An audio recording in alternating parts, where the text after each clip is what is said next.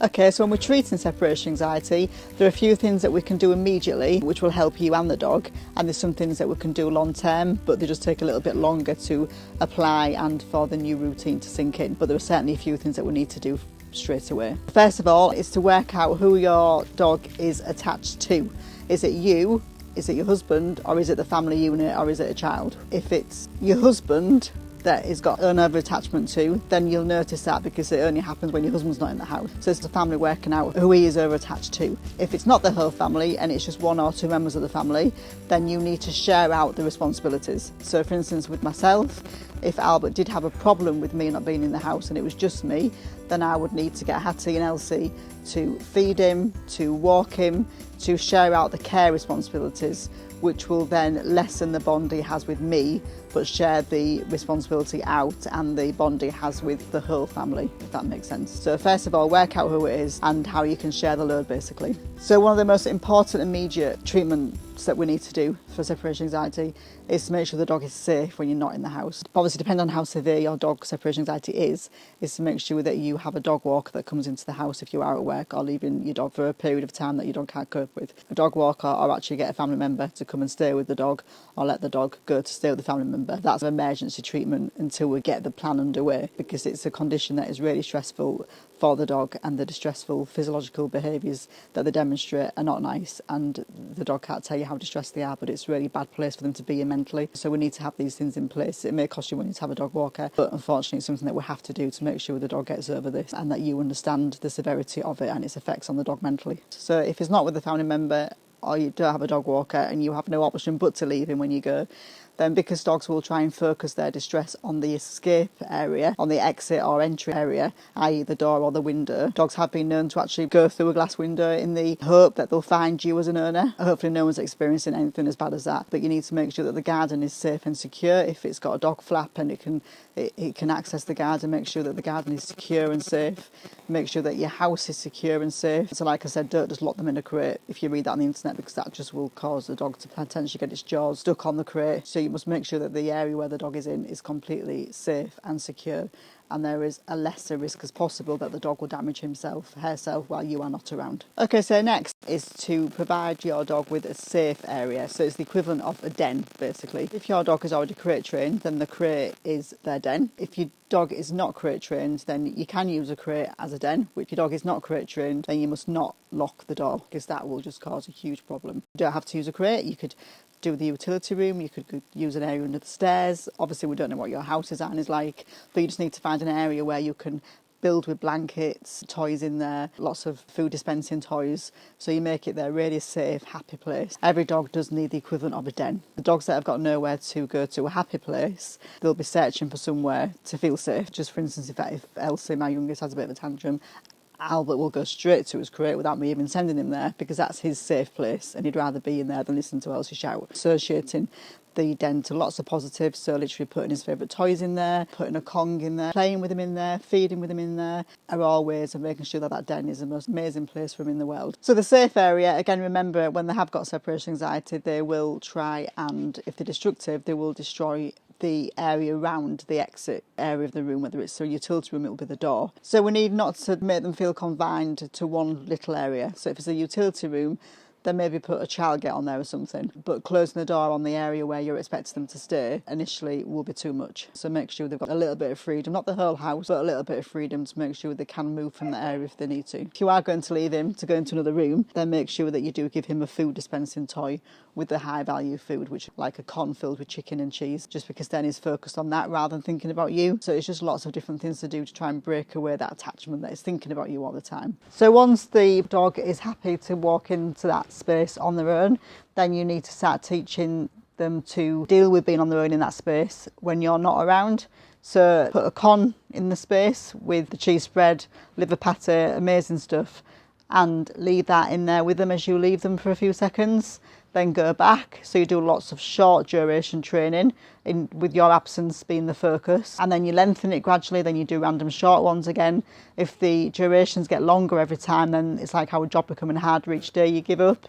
So when you are doing this type of training, you need to throw in some really short durations as well, so you can get up to an hour, a few hours, but always leave them with a con, with the most amazing food and lovely treats, so that they're constantly thinking about the food and not you not being there.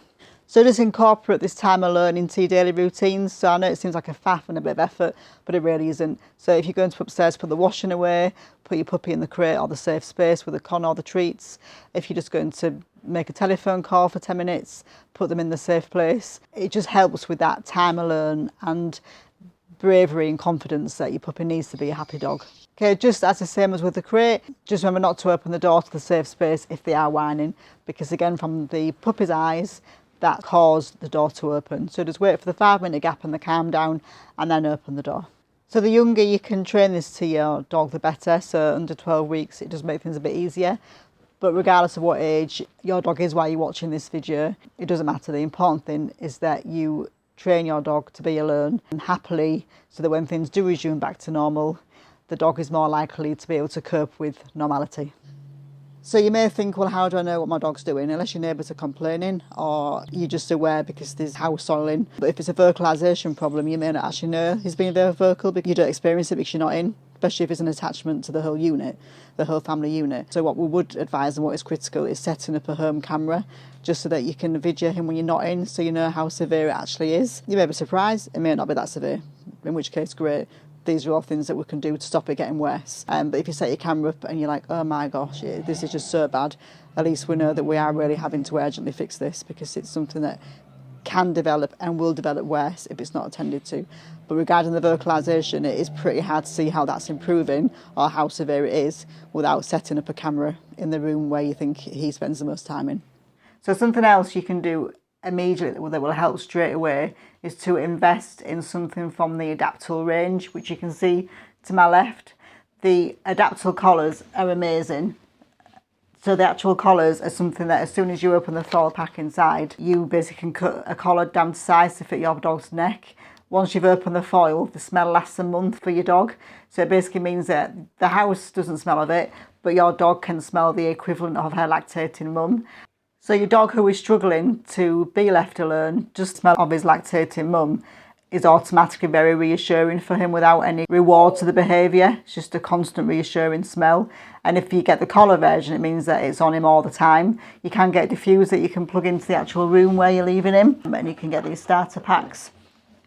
So the diffuser, again, it's like an air freshener diffuser, but again, you can't smell it. Just a canine members of the family in the house can smell it. That is something that I would immediately invest in, because it will only help and accelerate the treatment plan and make your dog feel a little bit more relaxed when you are leaving him. You can buy any of these from any of your local My Family Vet practices. They can get them in the next day for you. Something that adds to separation anxiety is frustration and a lack of mental stimulation and lack of exercise. So if we firstly start on exercise, you need to make sure that you are providing your dog, for its size and breed and age, the right amount of exercise and nothing less to what it requires. If you're struggling to know what your breed needs regarding exercise requirements, then again, speak to a registered nurse at your local practice. They'll advise you on that, generally free of charge. So make sure you are providing the physical exercise that he needs. If you find that you struggle with time with that, then obviously try and employ a dog walker that will come to your house and at least give you one of them exercises a day, especially if you're at work. So yeah, exercise is massive. Obviously a tired dog has got less energy to be anxious as well. Generally a happy dog is a dog that's tired and has had his required exercise of the day. Next one is mental exercise. So people generally just think of exercise being physical, whereas actually the odd occasions where I've not been able to walk Albert, I've just massively compensated that with mental stimulation. So I've given him 3 or 4 cons a day with his food in, with chicken and random other food in them. So he's got to work to get his food out of the cons. And that mental stimulation, again, is massive to wear them out. There is lots of activity and fun feeders you can give. So in our stress-free Happy Hounds course, you will learn lots more, and we'll be able to show you as well lots of different games and mental activities you can do for your dog. Some of these you can do without buying certain equipment, but there are certainly things that you can buy on the market that will really help to mentally stimulate your dog. Food dispensing toys, dog puzzles, there's a whole range that we talk you through on the stress-free course. There is a link on this training of where you can access them from very competitively priced. So remember, most dogs love scenting, they love smelling. Activity toys will help them use their scent skills to find the food, which again massively mentally stimulates them and increases the dopamine to the brain, which is the happy chemical. So the more we mentally and physically stimulate these dogs, the less anxious they will be and more satisfied they will be. So to also have a stress-free, happy hound with guided mental stimulation, we need to be doing lots of training sessions a day, whether it's just 2 or 3 5-minute sessions. Your basic commands are so important in making sure that your dog basically knows what's right, because every time he gets a reward for doing something right, again it releases happy chemicals, which again reduces the anxiety. So just your basic training commands from your sit to your down to your stay to your weights, that is all on the stress-free happy hound training module. It's also mental stimulation and telling your dog what is right and giving him some confidence through doing that. So basic training without the clicker and with the clicker is also critical to having a dog who is confident. So if you've enjoyed this lesson, please sign up for our stress-free happy hound course, where you will learn everything from having a bomb-proof recall, how to mentally stimulate your dog. You will learn how to teach your dog all the basic commands to allow you to do lots of training sessions a day, and how to deal with all of the unwanted behaviours that are linked to anxiety. We want to help you to train your dog to be more confident so you can have a stress-free happy hound for life. Our stress-free Happy Hound course is going to be ready for enrolment very soon. To register your interest and be the first to hear when it is released, please follow the link below.